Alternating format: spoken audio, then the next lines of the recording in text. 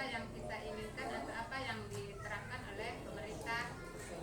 Jadi maunya wali murid anaknya cerdas, anaknya pintar dengan berhitung menulis.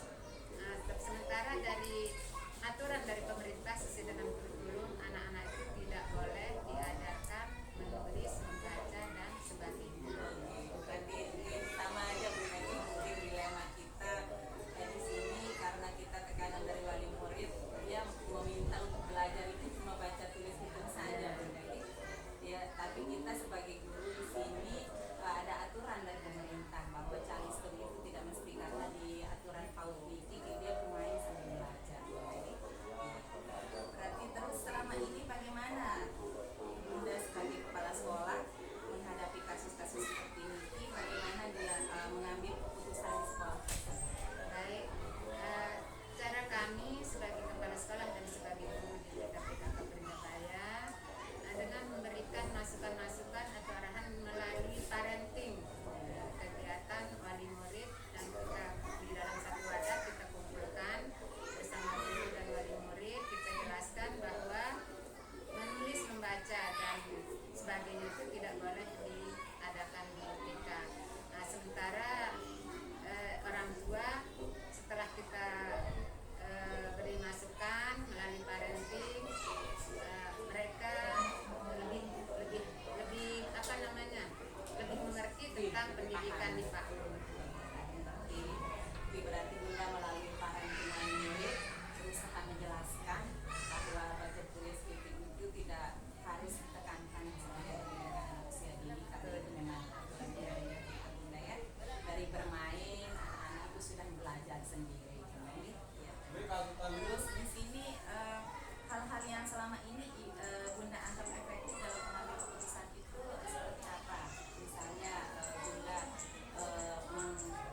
konsultasi dulu sama teman-teman, baru menggunakan wali murid atau bagaimana itu paling efektif? Biasanya kita konsultasi dulu dengan guru-gurunya, lalu kemudian setelah selesai konsultasi dengan guru-gurunya, besoknya kita mengadakan pemberitahuan ke wali murid melalui undangan grup ataupun melalui kita secara langsung ke wali murid, karena di sini wali muridnya banyak yang standby menunggu anaknya, jadi kita bisa langsung memberikan pemberitahuan. Kemudian setelah pemberitaan kita bisa melakukan lewat WA dan juga dikirimkan secara langsung di sekolah untuk diadakan parenting wali murid tersebut. Nah, selama Bunda menghadapi kasus tersebut, misalnya adakah tantangan selama ini dari kepala sekolah di sini?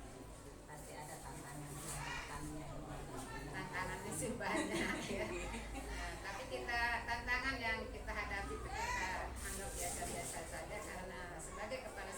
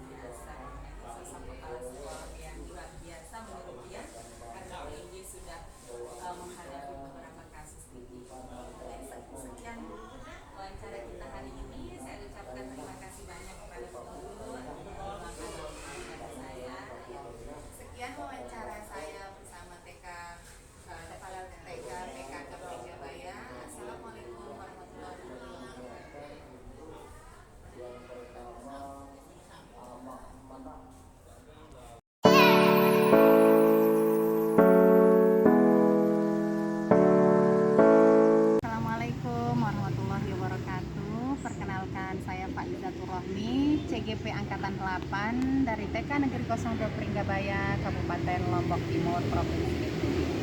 Ya, sedangkan saya berdua dari sini bersama kepala sekolah saya sendiri dari Lembaga TK Negeri 02 Pringgabaya. Silakan Bu, memperkenalkan diri.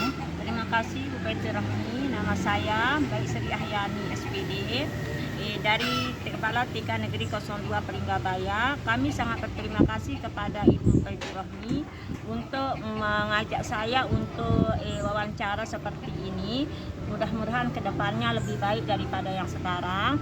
Cuma ini yang bisa kami utarakan kepada Ibu Baiti Rahmi.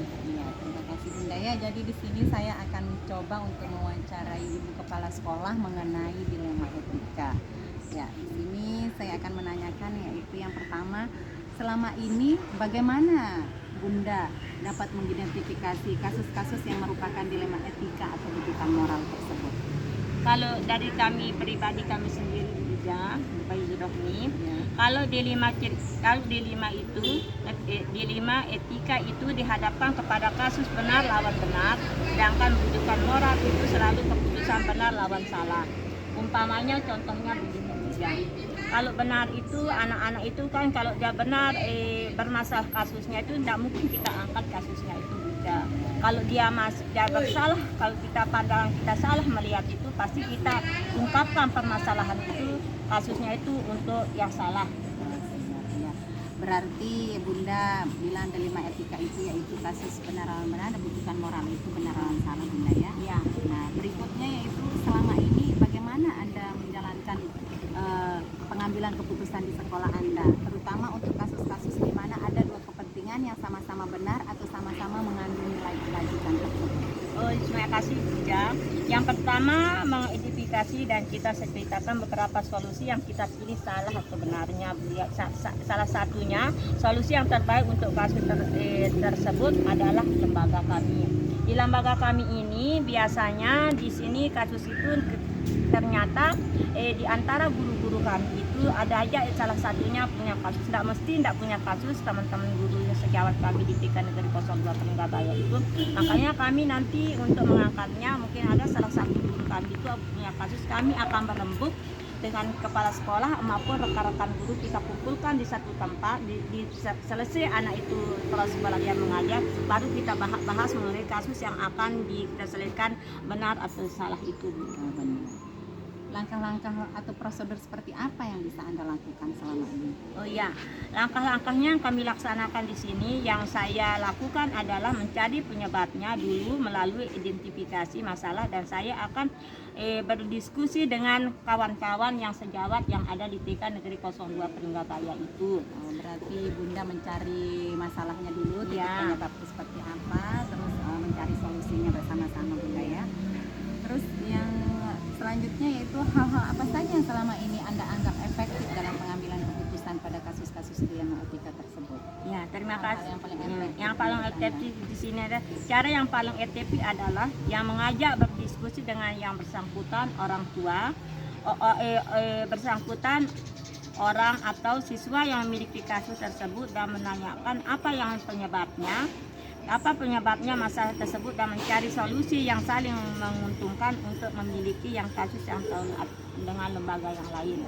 Oh iya, berarti yang dilakukan yang paling efektif yaitu dengan cara mengajak berdiskusi teman-teman rekan guru yang bersangkutan yang mempunyai masalah tersebut, didiskusikan dulu, kemudian sama-sama untuk mencari solusinya. Iya. Hal apa saja yang selama ini merupakan tantangan dalam pengambilan keputusan pada kasus dilema etika? Tantangannya seperti apa selama ini Bunda kalau menghadapi kasus tersebut? Oh, tantangannya yang saya alami yaitu ketika menghadapi kasus yang berat seperti yang kita hadapi di TK kami ini, umpamanya salah satunya itu kasusnya di antara guru dalam waktu kami salah satu kita ketemui waktu kami untuk supervisi dalam kelas itu, mungkin salah satunya teman-teman kami itu dia tidak sempat membuat perangkat, membuat ini semuanya itu, mungkin ada kasusnya di rumah, kita bawa ke sekolah di sana itu bisa kita mengangkatnya, mungkin tidak sesuai yang kita harapkan, waktu dia ngeliat tuh yang di buku lain, yang di persiapan lain yang diterapkan, sedangkan yang diterapkan kepada anak didik kami berbeda. Itu makanya kita angkat kasus itu, kita tanya ibu yang bersangkutan apa sih masalahnya ibu begitu. Berarti tantangannya selama ini ketika menghadapi rekan guru yang melakukan pembelajaran di kelas tidak sesuai dengan yang kita tantangan salah satu dilema etikanya. Bunda. Terus di sini yaitu apakah ada memiliki sebuah jadwal tertentu dalam penyelesaian sebuah kasus dilema etika tersebut? Oh, kalau main jadwalnya itu belum tentu kami mempunyai jadwal itu. Kalau di umpama contohnya kalau di SD maupun di SMP itu dia mempunyai jadwal sendiri. Kami kan ini di TK. Di TK itu kadang kita nemuin kasus, jarang kita nemuin kasus seperti yang Ibu Ija minta kepada kami itu, jarang kita menemukan kasus itu. Kecuali di SD itu banyak sekali kasus yang kita hadapi maupun di SD maupun di SMP. Kalau di kami itu mungkin di antara orang tuanya, mungkin anak itu nanti bagaimana di sekolah, bagaimana di ini, nanti kita hubungi orang tuanya, bagaimana yang anaknya umpamanya yang satu dengan yang lainnya itu dia ada dia murung, dia apa di sekolah itu kan, bisa kita tanya kepada wali muridnya yang bersangkutan. Berarti diselesaikan secara langsung jadwal Hmm. apapun Ya. ya, kalau menghadapi dilema etika itu langsung diselesaikan secara langsung. Adakah seseorang atau faktor-faktor apa yang selama ini mempermudah atau membantu Anda dalam pengambilan keputusan dalam kasus-kasus tersebut? Faktor-faktor yang membantu, misalnya adakah yang membantu Bunda untuk menyelesaikan kasus dilema etika Nah, tersebut? yang membantu kami itu, kami tidak bisa menyelesaikan sendiri, Bu Faidul Rohmi. Kami tidak bisa menyelesaikan faktor yang Ibu Faidul Rohmi itu, harus kita berembuk antara kepala sekolah dengan guru, supaya kita berembuk dengan dia bagaimana solusi kita untuk menghadapi yang kita hadapi kepada anak didik kita maupun guru itu. Harus kita bersolusi dulu, tidak bisa kita mengambil keputusan sendiri. Dia kita jadi kepala sekolah, harus kita berembuk, harus kita saling rangkul antara guru dengan kepala sekolah. Oh, betul. Berarti Bunda berkolaborasi dengan rekan Bunda, Ya. tidak berani mengambil keputusan sendiri, berkolaborasi sama-sama mencari solusi yang luar terbaik. Ya. Dari semua hal yang telah disampaikan, pembelajaran apa yang dapat Anda petik dari pengalaman Anda tersebut? Pembelajaran yang saya ambil yaitu ketika sadar bahwa setiap manusia itu pasti ada masalahnya. Namun kita bisa menyelesaikan itu semuanya dengan dan bekerja sama antara yang satu dengan yang lain, umpamanya seperti guru, wali murid dan kepala sekolah. Bisa juga kita libatkan nanti ketua komite supaya dia tahu apa permasalahan kita di sekolah kita tersebut yang ada di TK Negeri 02 Surabaya. Ya, terima kasih Bunda atas waktunya dan kesempatan saya waktu hari ini. Saya ucapkan terima kasih. Sekian wawancara dari saya. Wassalamualaikum warahmatullahi wabarakatuh. Waalaikumsalam warahmatullahi wabarakatuh.